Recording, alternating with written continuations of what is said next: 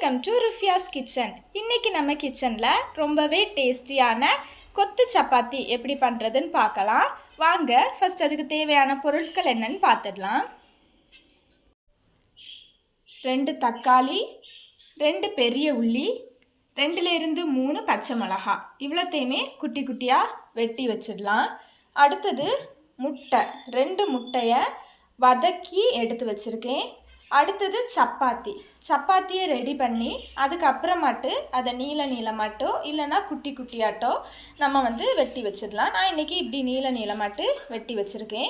இனி அடுத்தது எப்படி பண்ணலான்னு பார்ப்போம் வாங்க. ஃபஸ்ட்டு நம்ம கொத்து சப்பாத்தி செய்கிறதுக்கு கேஸ் ஆன் பண்ணிக்கலாம். ஆன் பண்ணிவிட்டு கடாயை வச்சிடலாம். கடாய் சூடானதும் நம்ம தேவையான அளவு எண்ணெய் ஊற்றிக்கலாம். தேவையான அளவு எண்ணெய் ஊற்றிக்கோங்க. எண்ணெய் சூடானதும் இதில் நம்ம வெட்டி வச்சுருக்க பெரிய உள்ளியை போட்டுடலாம். இனி உள்ளியை நல்லா வதக்கிடலாம். பொன்னிறம் ஆகிறது வர உள்ளியை நல்லா வதக்கி எடுத்துடலாம். பாருங்கள், இப்போ உள்ளி நல்லாவே பொன்னிறம் ஆயாச்சு. இந்த ஸ்டேஜில் நம்ம தக்காளி ஆட் பண்ணிடலாம்.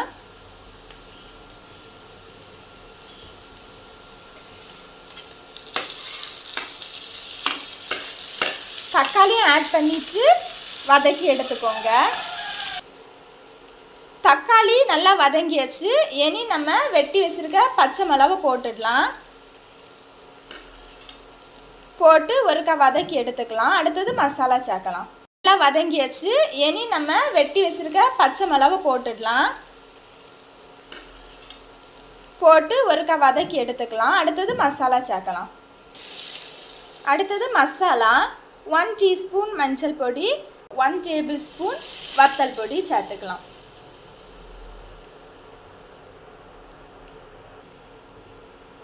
எல்லாம் போட்டு வதக்குன அப்புறமாட்டு நம்ம கொஞ்சம் டொமேட்டோ கெச்சப் ஊற்றிக்கலாம். அது கொஞ்சம் டேஸ்ட்டுக்காக தான். 1 tablespoon to 2 tablespoon tomato ketchup add பண்ணிக்கலாம். நம்ம இதில் சிக்கன் இல்லைனா மட்டன் கூட ஆட் பண்ணிக்கலாம். நான் இன்றைக்கி முட்டை தான் ஆட் பண்ண போகிறேன். அது உங்கள் ஆப்ஷனல் தான், எதுனாலும் ஆட் பண்ணிக்கலாம். எல்லாம் போட்டு வதக்கியாச்சு. இனி இந்த டைம் நம்ம வெட்டி வச்சுருக்க சப்பாத்தியை ஆட் பண்ணலாம்.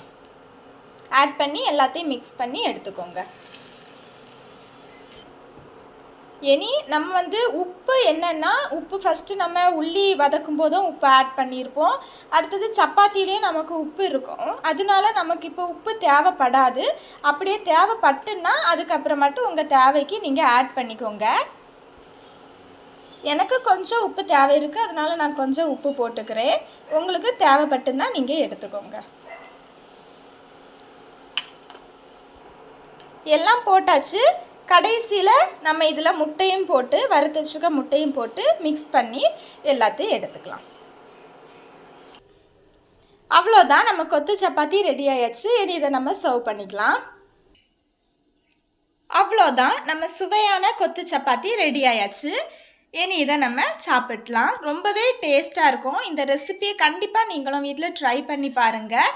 மீண்டும் அடுத்த வீடியோவில் உங்களை சந்திக்கிறேன். தேங்க்யூ.